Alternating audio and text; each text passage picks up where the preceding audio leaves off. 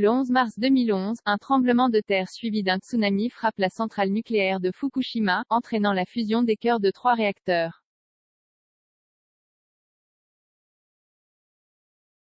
Depuis plus de 10 ans, le gouvernement nippon travaille à réhabiliter la zone entourant la centrale et plus d'1 million de mètres cubes d'eau contaminée sont à présent stockés sur place. Tokyo a décidé de rejeter cette eau contaminée, après filtrage, dans l'océan malgré les inquiétudes de l'opinion publique. Lundi, l'Agence internationale de l'énergie atomique a entamé sa mission de surveillance du projet controversé. Ce lundi, l'Agence internationale de l'énergie atomique, AIEA, débute une mission de surveillance de 5 jours du projet de rejet des eaux radioactives de la centrale nucléaire de Fukushima. Pour le Japon, prendre une décision était urgent, souligne Jean-Christophe Gariel, directeur général adjoint à l'Institut de radioprotection et de sûreté nucléaire, IRSN. Plus de 10 ans après la catastrophe, 1,2 million de mètres cubes d'eau contaminée, issue du refroidissement, des nappes phréatiques et des pluies, est rassemblée sur le site de la centrale nucléaire.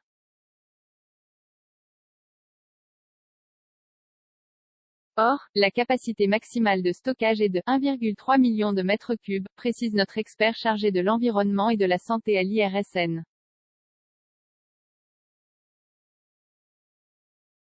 Malgré l'urgence, le rejet de ces eaux contaminées continue de provoquer inquiétude et réticence.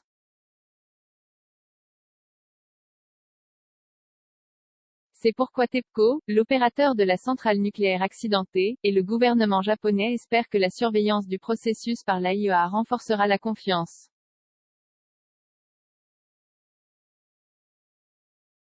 Cette mission de 5 jours, qui doit se conclure vendredi par une conférence de presse, leur offrira une forme de caution, en vérifiant les processus de contrôle de la teneur en tritium, les points de contrôle dans l'environnement ou encore les méthodes envisagées pour le rejet. Entre radionucléides et tritium après le tsunami qui a dévasté la centrale nucléaire de Fukushima en 2011, Tokyo a mis en place une myriade de procédures de décontamination et de gestion du site.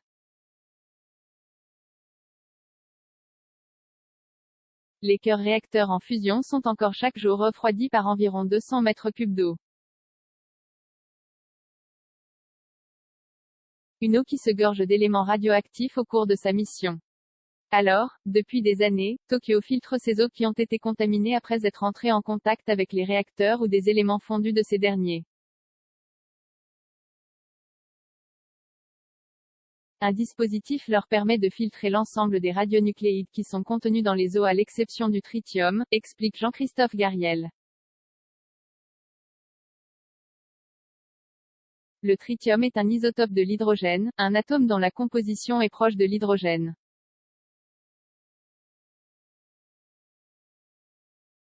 Dans l'eau, il remplace donc facilement l'hydrogène et les scientifiques ne savent pas l'isoler.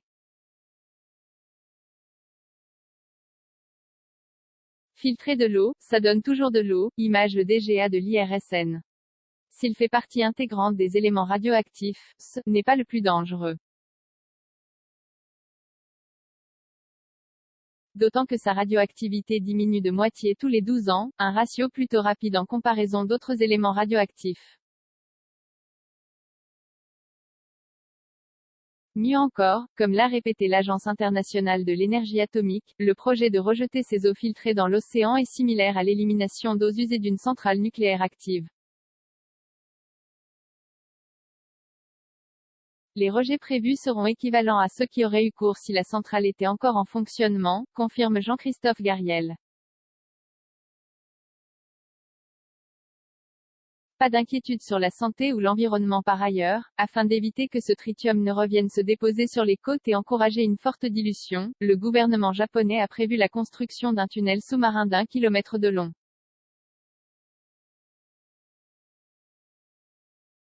L'eau contaminée ira ainsi se diluer progressivement dans l'océan Pacifique à partir de mars 2023 pour atteindre rapidement les mêmes niveaux d'efficacité que l'homéopathie.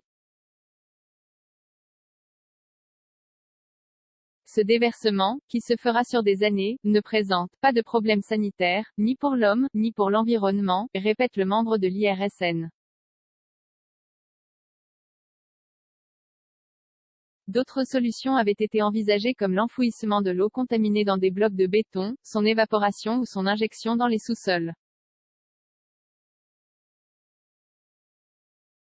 Dans chacun des scénarios, la même quantité de tritium aurait été rejetée dans l'environnement, mais la dilution dans l'eau a été préférée car elle est déjà utilisée partout dans le monde et les retombées sont plus faciles à appréhender.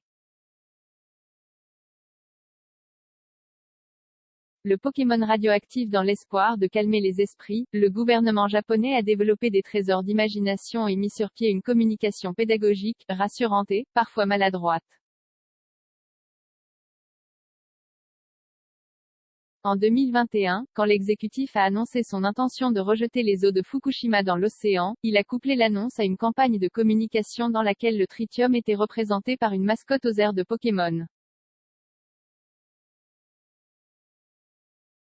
La mascotte Kawaii a dû être retirée après seulement quelques jours d'existence et une vague d'indignation sur les réseaux sociaux.